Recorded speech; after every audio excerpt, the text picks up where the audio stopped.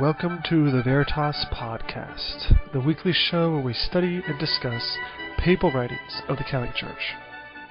Welcome to the Veritas podcast. He's Robert Sisko and I'm Robert Kessman. Our email is veritaspodcast@yahoo.com. We welcome some feedback and comments.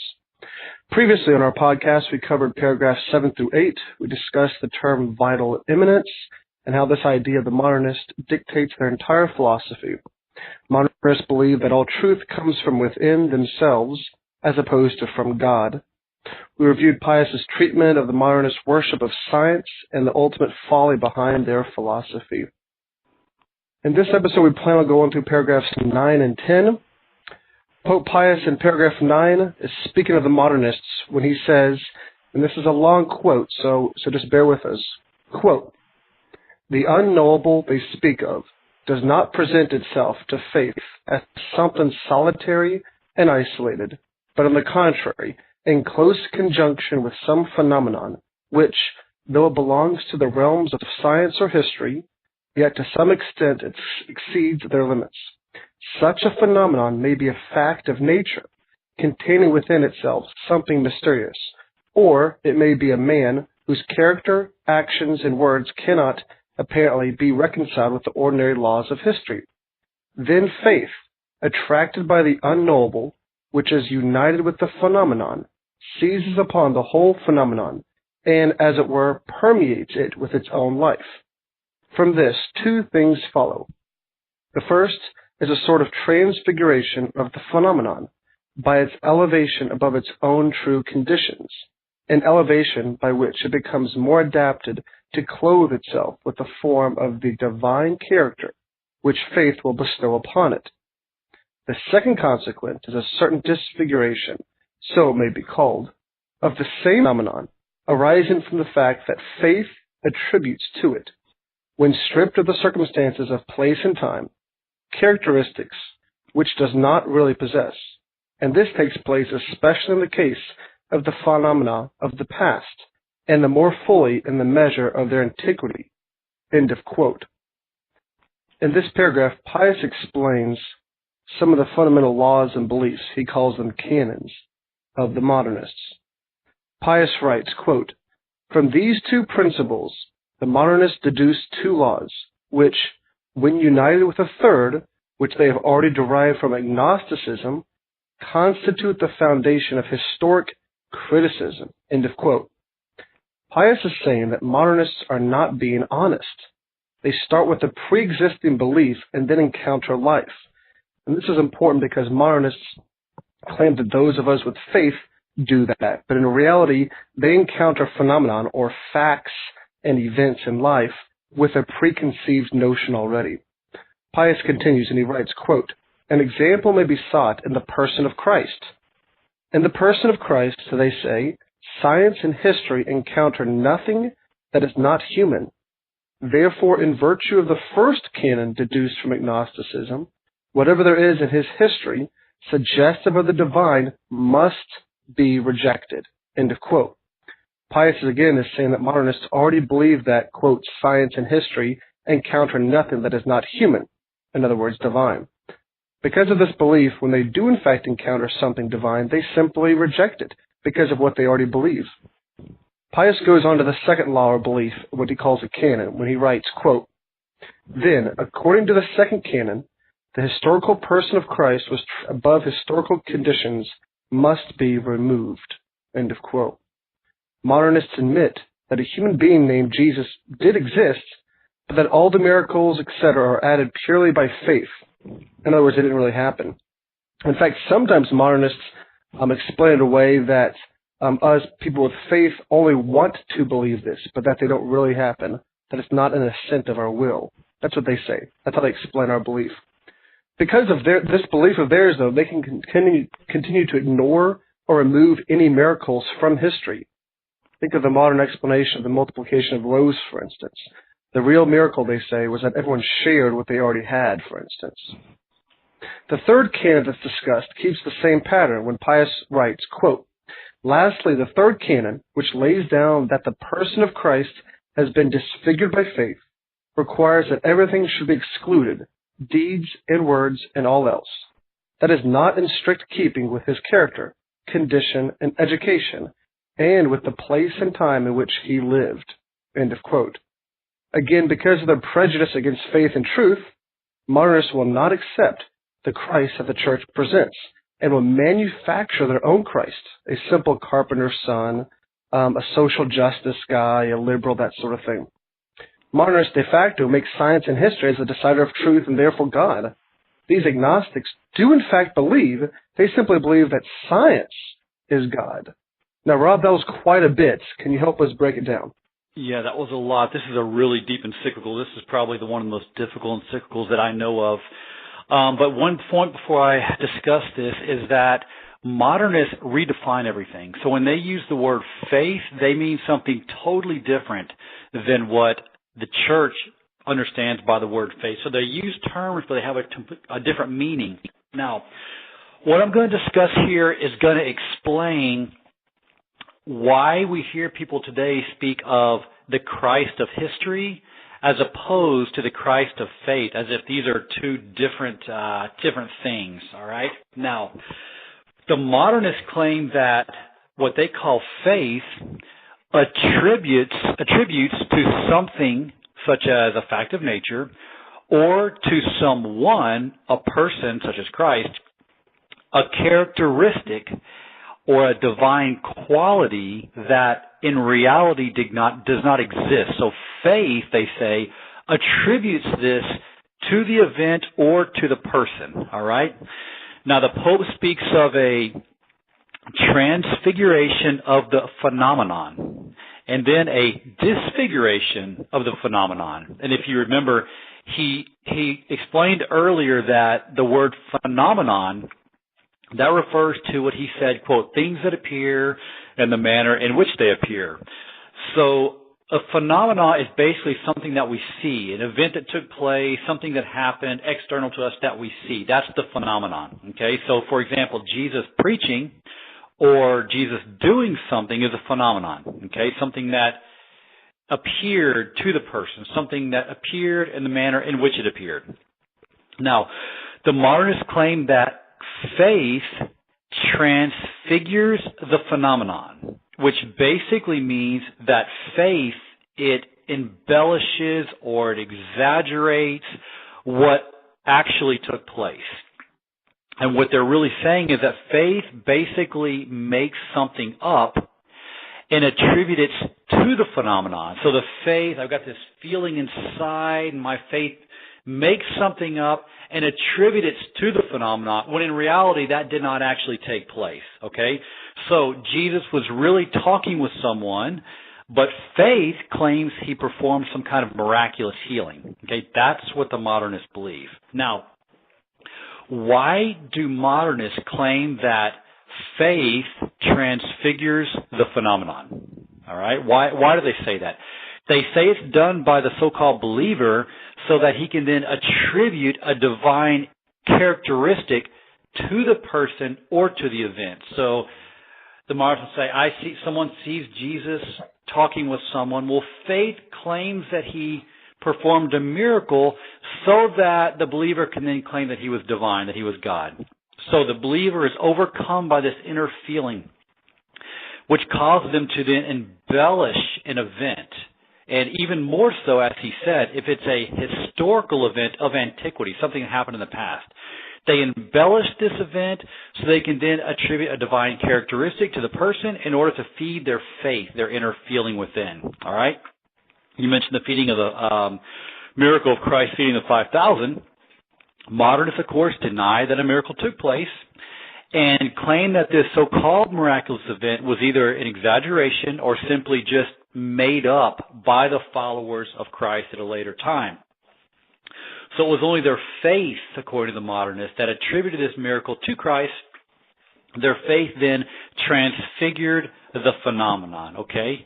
So transfiguration just means that the person projected out of themselves onto an event what they wanted to have taken place in order to attribute a divine characteristic to Christ, for example. All right, that's the Transfiguration, which is basically just means that something was made up.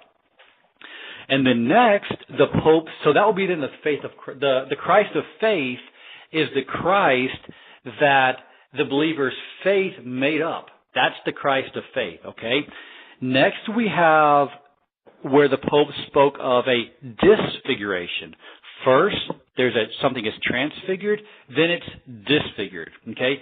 Disfiguration, it refers to the modernist idea that, for example, what faith attributed to Christ or to some unexplainable event was not real, okay?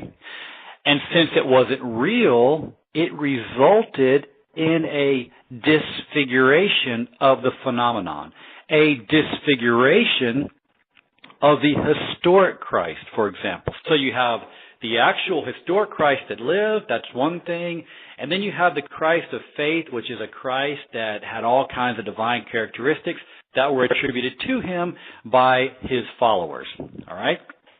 So, first they claim the faith of the believer, which, again, they say that faith is the warm, fuzzy feeling within the realm of the unknown, within the realm of mystery. The faith of the believer transfigured Christ or some particular event by projecting outside of itself what it feels inside and attributing it to the phenomenon, and attributing to the phenomenon what did not actually take place or did not actually exist. The modernists claim that this was done, again, either in order to claim that Christ was divine or just to feed their own inner feelings. And then this transfiguration resulted in a disfiguration of Christ, which then produces a Christ that does not correspond to the historic reality. All right? And this is where we get the whole idea of the Christ of history as opposed to the Christ of faith. The Christ of history, that's the real Christ as he actually existed. The Christ of faith is the version made up by his followers. No wonder Pius X referred to modernism as the synthesis of all heresies, and to the modernists within the church as the most pernicious of all the adversaries of the church. They completely undermine everything. Excellent. That's a pretty good analysis, too. Pius continues in paragraph 10. He says, quote, "It is thus the religious sense, which through the agency of vital immanence emerges from the lurking places of the subconsciousness, is the germ of all religion and the explanation of everything that has been or ever will be in any religion. This sense, which was at first only rudimentary and almost formless, under the influence of that mysterious principle from which it originated, gradually matured with the progress of human life, of which, as it has been said, it is a certain form. This, then, is the origin of all, even of supernatural religion, for religions are mere developments of this religious sense. Nor is the Catholic religion an exception. It is quite on a level with the rest, for it was engendered by the process of vital immanence, and by no other way in the consciousness of Christ, who was a man of the choicest nature, whose like has never been nor will be. In hearing these things we shudder indeed at so great an audacity of assertion and so great a sacrilege." End of quote. Yeah. So modernism, as we repeated a number of times, they deny public external revelation and claim that all religions spring forth from the divine principle within man, from man's consciousness. And if they believe that, how then could a modernist consider the Catholic religion to be the only true religion? They can't, and they don't. The most they'll say is that the Catholic religion is the best religion since it came from the consciousness of Christ. So all religions come from the consciousness of man. Well, Catholicism, they say, that came from the consciousness of Christ. And they say Christ was he had an extraordinary human nature. So obviously his religion would be very good because of the extraordinary nature of his extraordinary condition of his human nature. But then again, they might think that other religions have something to offer also. They have some truths too. So we should then dialogue with other religions in the hope of learning some truth, something from them. Because, the Catholic religion, that's a great religion, but hey, other people have their own consciousness, and who's to say that, they might not have some truths that we don't have. So we get together and dialogue with them to try to learn truths from them. And that's the kind of reasoning someone's going to fall into when they're infected by this error and believe that all the religions just spring forth from the divine plan. And when someone buys into this, they can't consider only one religion to be true and others to be false. All of the differing religions are going to be considered various manifestations of the truth within man.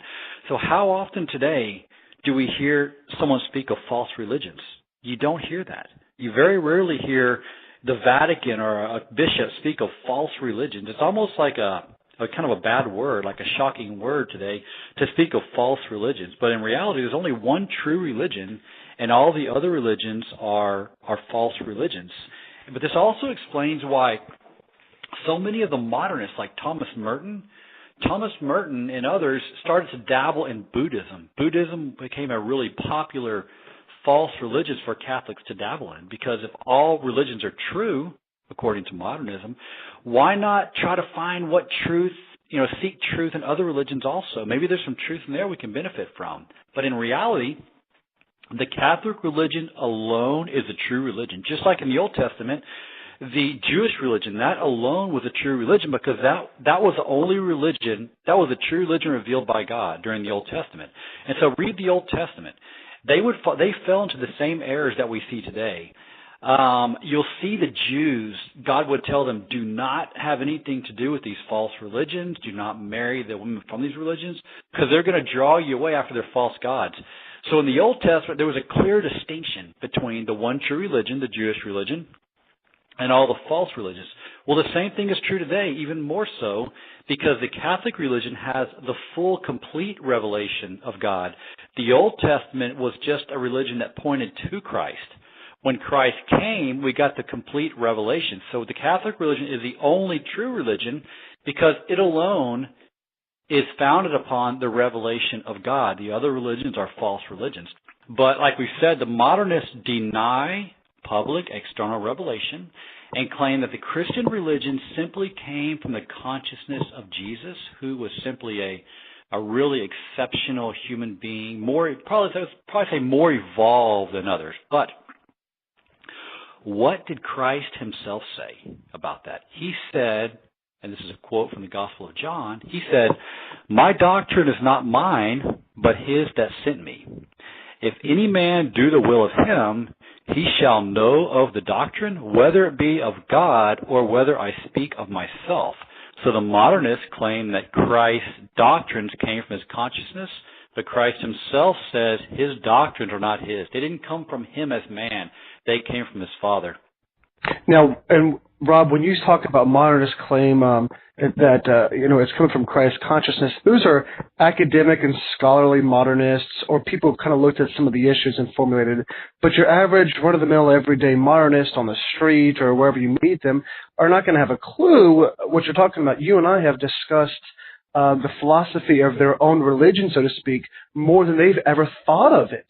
And so how this presents itself, for instance, it's the season of Christmas, will be I'll watch a cartoon about, Santa Claus or Frosty Snowman with my children, and sometimes the theme is we need to believe in each other, believe in yourself, believe in the magic of Christmas and that kind of stuff. And Rob, correct me if I'm wrong, but a lot of that comes from this idea that Christ really wasn't any better than you and I. Yeah. See, what the average person, they're going to see the effects of these speculative errors that we're discussing. They're going to see the effects and probably just become confused. But the effects proceed from these speculative errors. So they all flow logically from these doctrinal teachings that we're discussing. And these are really high level, this is high level, difficult philosophical doctrines that we're discussing here, But everything then flows forth from that. Most people aren't going to be anywhere near aware of what we're discussing. They're just going to see the effects, like I mentioned, and they're just going to become confused. But they're not just going to become confused. By seeing the effects and hearing the way things are presented, they'll also be led into error. Gradually, by the things that they're hearing, they'll be led into speculative error. And then when you tell them the truth, it won't ring true, because they will have been led gradually into error, all that they're hearing. But again, all these errors come from the speculative errors that we're discussing now. Yeah, you're so right. If you hear falsehood over and over again, then when you hear truth, that sounds foreign to you.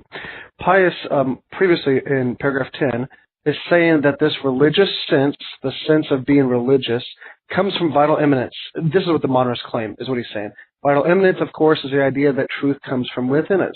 So, Rob, like you're saying before, all these people nowadays who think that they're fashionable and neat by being Buddhist and meditating and centering themselves, they are really kind of acknowledging that I can assume that I'm getting truth from this one mode of religion right now, but maybe later on, if I don't want to be Buddhist, that's fine too. They're really kind of assuming in their own behavior, maybe not intellectually though, that truth to them is completely subjective. Exactly. It's subjective, and that leads to religious indifferentism. That leads to a loss of faith, because what is real faith? The real faith is, see, there's another thing also. The modernists claim that faith is just a feeling inside, and I've spoken with relatives who think this way. They're not really religious. They just instinctively think of faith as like a feeling. When I try to explain to them what faith really is, the true idea of faith, it's foreign to them. So they think of faith as just, it's a nice thing. It maybe help you live a better life and feel a little better. That's faith to them. And so these people will fall into that error, and then they won't have the true faith. Because what's the true faith? The true faith is believing the truths that have been revealed by God, making an intellectual assent and adhering to those truths. But if you have a wrong idea of faith, you're not going to adhere to those truths. In fact, you're going to reject some of those truths. And why is that so tragic? It's tragic because you have to have faith to get to heaven. You have to have the real faith to get to heaven. Faith is the foundation of the supernatural life, which means you have to have within the intellect the habit of faith in order to have sanctifying grace, which is that divine life of God within the soul. And for an adult, for a child, the habit of faith is infused into their soul at baptism. A baby who's incapable of making an act of faith is not required to make an act of faith. Faith is infused as a habit. When the baby gets older, the child gets older, then it's required to make an act of faith. But as an adult, in order to have the habit of faith, you have to make an act of faith. Something more is required for an adult than for a child who is incapable of making an act of faith. So if you have a wrong idea of faith, you're not going to be able to make the act of faith, so you're not going to have the habit of faith. And if you don't have the habit of faith, you can't have sanctifying grace. The Bible says, without faith, in Hebrews, without faith, it's impossible to please God. Council of Trent clarifies that and said, without the Catholic faith, which is what Hebrews means, but the Council of Trent tells us, without the Catholic faith, it's impossible to please God. Without making an intellectual assent and accepting the truths revealed by God, we can't have sanctifying grace in our soul, and we can't be saved. So that's how these errors will hinder a person from obtaining the end for which they're created. Now, Rob, you and I are constantly talking about and referencing bishops and priests who are leading the faithful astray. Pope Pius, when he concludes, and this will be the conclusion for our episode, he even talks about this. He says, quote, "And yet, venerable brethren, these are not merely the foolish babblings of unbelievers. There are Catholics, yea, and priests too, who say these things openly, and they boast that they are going to reform the church by these ravings. The question is no longer one of the old error which claimed for human nature a sort of right to the supernatural. It has gone far beyond that, and has reached the point when it is affirmed that our most holy religion, in the man Christ as in us, emanated from nature spontaneously and of itself. nothing assuredly could be more utterly destructive of the whole supernatural order. For this reason, the Vatican Council most justly decreed, if anyone says that man cannot be raised by God to a knowledge and perfection which surpasses nature, but that he can and should by his own efforts and by a constant development attain finally to the possession of all truth and good, let him be anathema. End of quote. Rob, can you finish it up for us? Got to comment on one thing.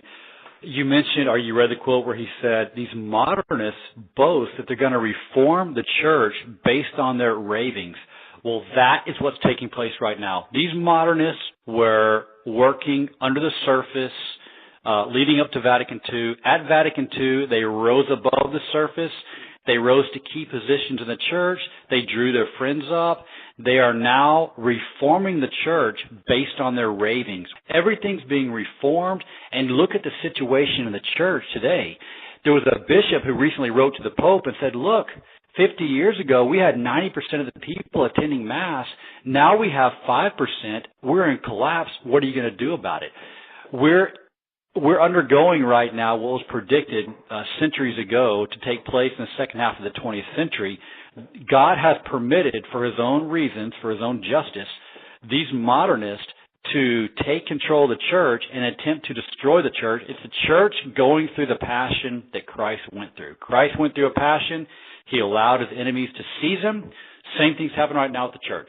The church is undergoing a passion. God permitted, for his own reasons, his enemies to seize his church. He's going to allow it to go on for a time, probably as a sifting to strengthen some Catholics, and it has a sifting. But he will bring this to an end just as it has been predicted. Rob, let's wrap it up there. This has been a pretty good episode, pretty quick but pretty deep as well. I'll listen to it more than once myself. So anything else you wanted to say? No, I think that will do it. All right. We appreciate everybody for listening. Join us next time. We'll probably cover paragraphs 11 and 12. Thanks.